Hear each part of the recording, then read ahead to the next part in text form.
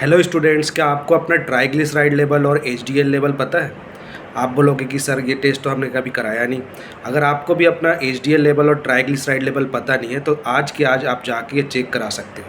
ऐसा इसलिए बोल रहा हूँ क्योंकि ये जो फैक्टर है अगर पता चलेगा तो आपका इंसुलिन रेजिस्टेंस कितना हो रखा है बॉडी पे, ये भी आप डिटरमाइन कर सकते हो, जिससे आपको पता चल सकता है कि आप डायबिटिक रेंज पे हो कि नहीं हो। ठीक है, देखो होता क्या है, अगर हम लोग ट्राइग्लिसराइड को डिवाइड करें एचडीएल से तो जो वैल्यू आएगा वो हमारा इंडिकेट करेगा इंसुलिन रेजिस्टेंट है कि नहीं।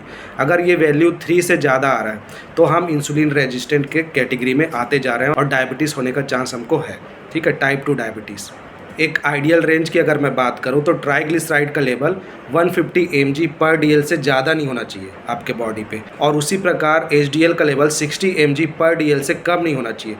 तो एचडीएल आपको ज़्यादा रखना है और ट्राइग्लिसराइड को कम रखना है। अगर ये पैरामीटर्स आप चेक कराते हो और जो वैल्यू आया अगर वो 1 है या 2 के बीच में है तो आप बहुत अच्छे कंडीशन में हो, आपको इंसुलिन रेजिस्टेंस का चांस बिल्कुल नहीं है।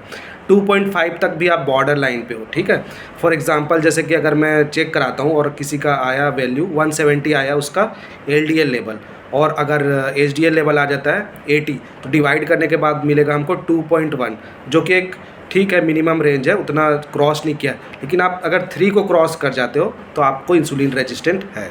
ठीक है, तो आप आज ही जाके दोनों फैक्टर को चेक करा सकते हो और अपना इंसुलिन रेजिस्टेंस पता कर सकते हो, ताकि आप टाइप 2 डायबिटिक जोन में हो कि नहीं हो। ठीक है, meet you soon on the next video. Till then thanks for the watching. Thank you.